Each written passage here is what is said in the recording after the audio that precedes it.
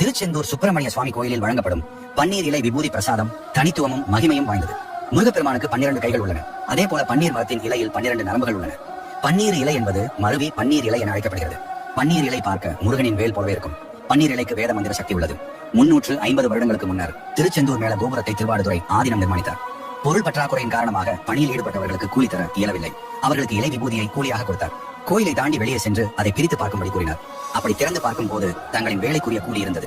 அந்த விபூதியை பூசினால் களைப்பு நீங்குவதோடு கை கால் வலி வலிப்பு நீங்கும். அது மட்டுமல்லாமல் பூதம் பிசாசு தீவினைகள் நீங்கும்.